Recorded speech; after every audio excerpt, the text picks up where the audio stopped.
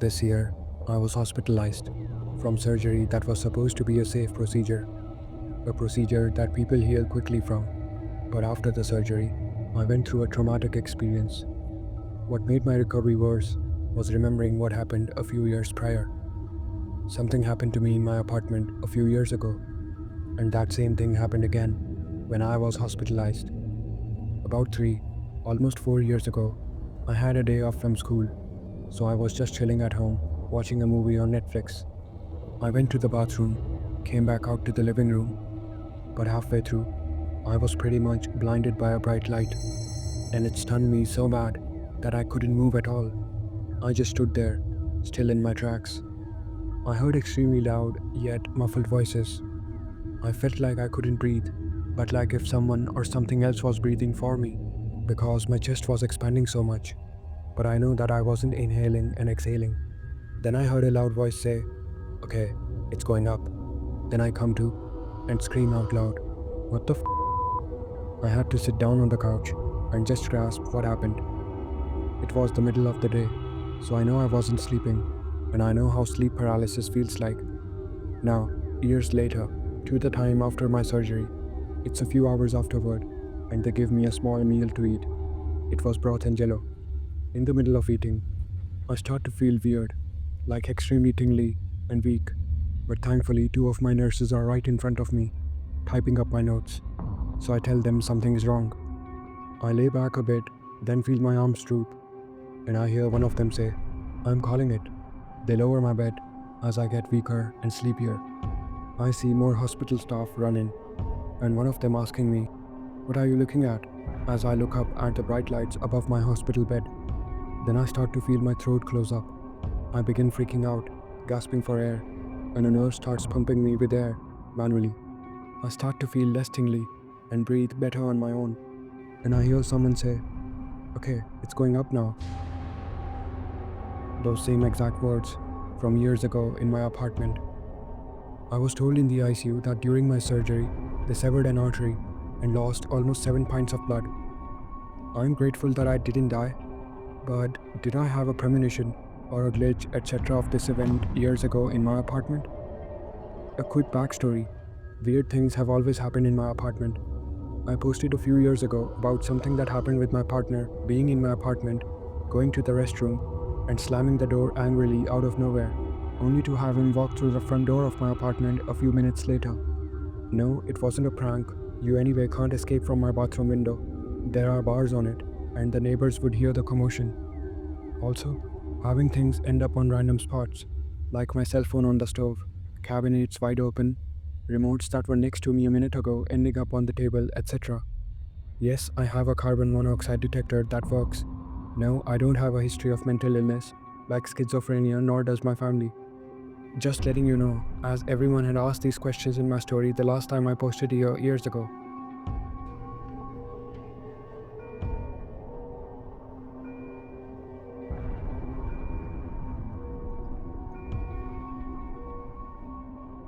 Years ago, I was working nights as a phlebotomist in a hospital. A phlebotomist is a person who draws your blood. There was this doctor at our hospital who was notorious for ordering recurrent tests incorrectly. Let's call him Dr. X. He had a bad habit of ordering a single draw when he actually needed a serial draw. That was the case 90% of the time. But because 1 in 10 times he really wanted a single, you always had to check with him. This night happened to be the start of daylight savings. So at 1:59 am, the clocks would turn to 3 am instead of 2. At about 1:30, I get an order on my screen from this doctor. I was the only flep on nights, and I worked with 2 technicians. I sighed and showed them my screen that Dr. X ordered this test again. I told them that I'll see if he's on the floor, and if he really wants this or the serial draw. Then I went up to the floor, and he was at the nurse's station. I remember it so clearly, because he was wearing plaid black and yellow skinny pants under his white coat. I couldn't stand the guy. I thought his loud, ugly pants just drew attention to his loud, ugly personality. I walked up to him and said, "Hey, I just got this order for XYZ patient. Did you mean to order the 3 serial draws?" He was dismissive and said something like, "Of course I did. Can you just draw 3?"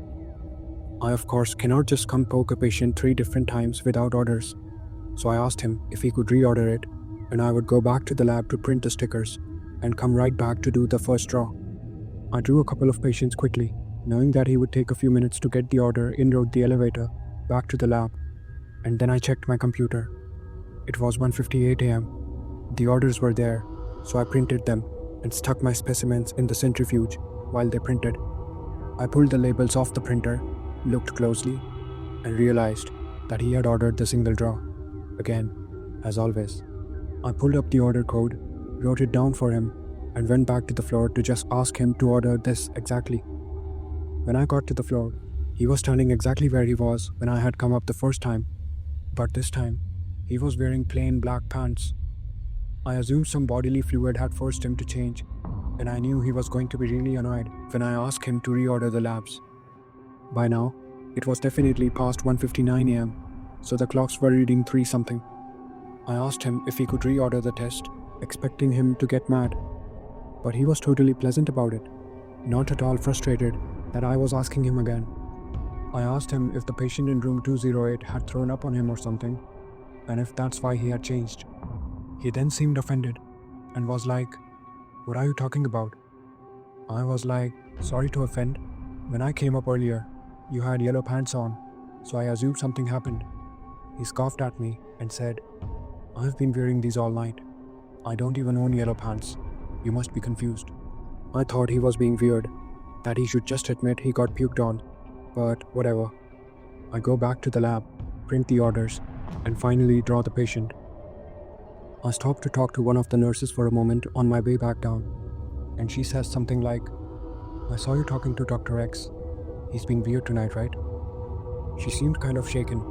I said, "Yeah, he was wearing those hideous pants," and then tried to pretend he wasn't. She told me that right before the time change, he walked into a room on one side of the wing, wearing those yellow pants, and then walked out seconds later from the other side of the wing, wearing black pants. I was weirded out.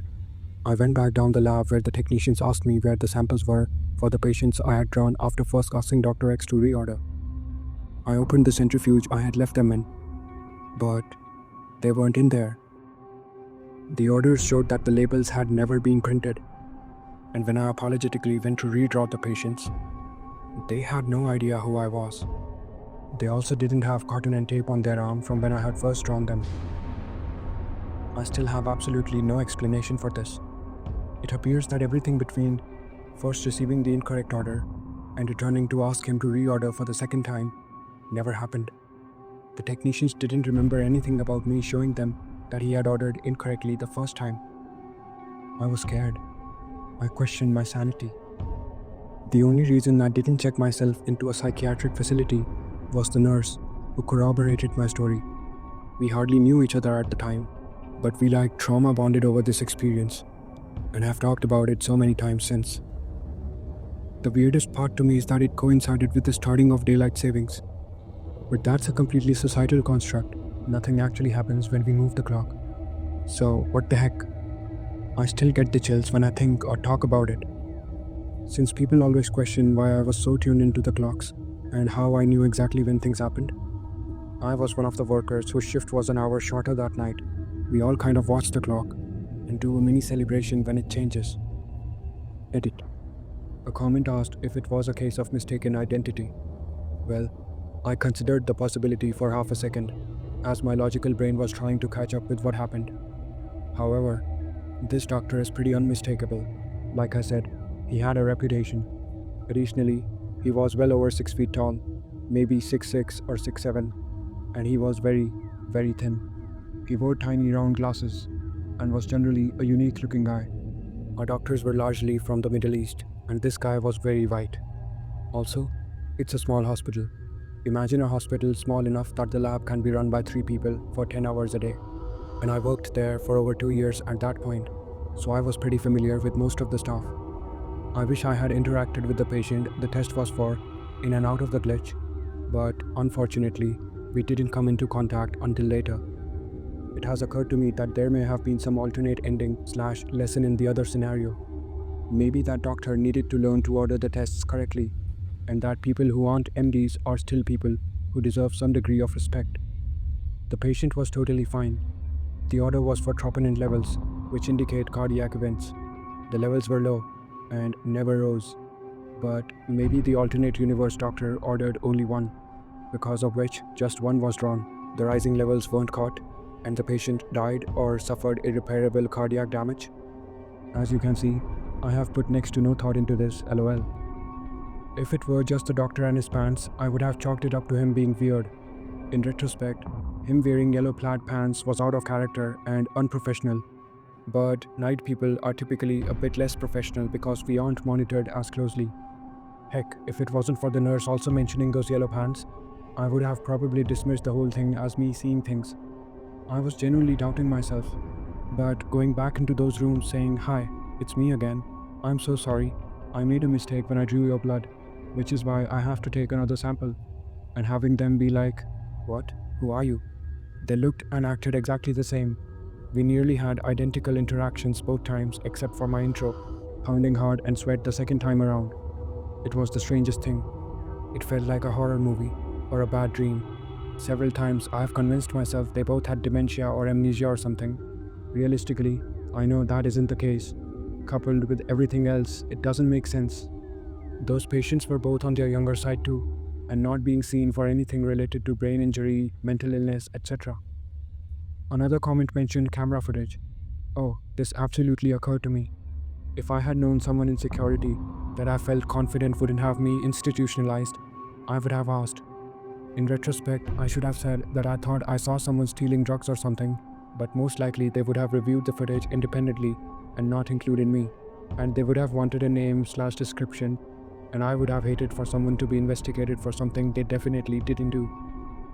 I don't know why it would coincide with the start of daylight savings time, since it's a made-up phenomena, except that the shift alters our perception of time, and maybe that change in perception is enough to help people see through the thin veil between realities and different timelines.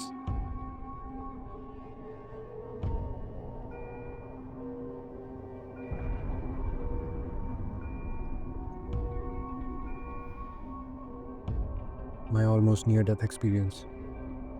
I was over on r/Mandela effect, and someone brought up near-death experiences. It brought back memories of the time when I almost had one.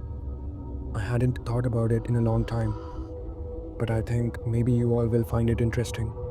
Just for clarification, I call it an almost near-death experience because I wasn't actually clinically dead, but I was very, very unconscious. Not slipping in and out of consciousness, mind you, totally out of it. I was 7 or 8 years old when I was struck by a truck as a pedestrian. The right side of my head was hit. My body flipped completely over the vehicle, and the left side of my head struck the pavement. I had massive amounts of swelling and brain trauma, so I was completely gone. However, at some point, I found myself standing next to the paramedics, watching everything they were doing. I even remember trying to talk to them. My shoes had flown off my feet from the impact, and I really wanted those damn shoes back for some reason, lol. Then it was like I just vanished. I found myself again in the hospital. Suddenly, I was in a waiting room of sorts, and I was watching as this nurse tried to console my hysterical mother. I too was trying to console her, telling her, "Hey, Mom, I'm fine. I'm right here. Look." She couldn't hear or see me. I even tried to reach out and touch her, but it felt like trying to move through molasses. Too much energy. So I gave up. Then I was gone again. I can accept the possibility that maybe I wasn't completely unconscious when the paramedics arrived, but it still doesn't explain my vantage point. I was definitely standing, looking over the shoulder of one of the paramedics who was kneeling on the ground. What I have no explanation for is the encounter with the nurse, because at that time, I was nowhere near my mom. She was in a private waiting room, and I was off having an MRI performed. I didn't even realize anything strange had gone on until I came to, asked my mother for the nurse, and said, "That nice nurse, the one that gave you the tissues when you were crying." When she heard me say that, my mom's jaw just about dropped to the floor. To this day, she refuses to talk about it. One, because it was just really traumatic for her. Two, because it freaks her out too much when I remind her that I was in the room trying to reach out to her. My skeptic mind says that because it's common with brain traumas, it's probably nothing paranormal, but the other part of me is positive. that I saw what was happening with that nurse, something that I couldn't have known. A comment mentioned that it was an out of body experience, also known as astral projection, and that their friend had the exact same thing happen to her when she was hit by a car. She too floated above the scene watching paramedics trying to save her. It's common with people who had brain traumas, sensory deprivation, near death experiences, etc., and it can even be induced by some. So, if my soul left my body, what I want to know is why. I mean, normally when you see these things on TV, the person goes and meets God or has some kind of vision of an afterlife, meets dead relatives, sees the tunnel of bright white light, and all that good stuff. But I was just kind of there. Another comment said that astral projection would come easy to me. Is it at all related to lucid dreaming? Because I have seen a lot of people on various forums looking to learn how to lucid dream, but I have been doing something like that all my life. It just comes naturally to me. I don't know whether that's lucid dreaming or astral projection, because I have never looked into these topics, so I don't know what they mean and what's the difference between them.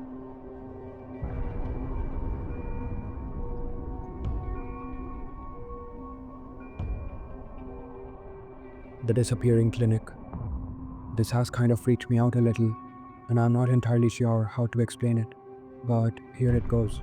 The clinic I visit, and have visited for years, exists on a very main public road that I frequently drive on. It's built on an existing house with all of the rooms/interior renovated as medical rooms. The old garage is still standing, but the front and back garage doors have been removed, allowing patients to drive in and park in the concrete backyard. The garage is on the right-hand side. I was driving to this clinic today, up the main road it's on, when a few doors down, I see another clinic that I have never noticed before. The building of this clinic looked identical to the one I frequent, but here's the creepy part. Everything was opposite in terms of layout, like a mirror world. It was just mirrored so perfectly. The same bricks, same front, same sign, just that the garage or the parking was on the opposite side, with the front of the house flipped. It looked eerie because nobody was in there. It gave me the irks, but I had reached my clinic that I was already late to. Went in for a clean and a checkup. No medication or anesthesia or anything else like that involved. The whole process took maybe 20 to 30 minutes max. Got back in my car, drove back, and this time, the house is there, but it's just a house. No signage. Garage doors sealed shut. The doors were removed when I had first seen it. That mirror clinic, it was gone. What the heck? Did I somehow witness a building glitch out? Or was I daydreaming?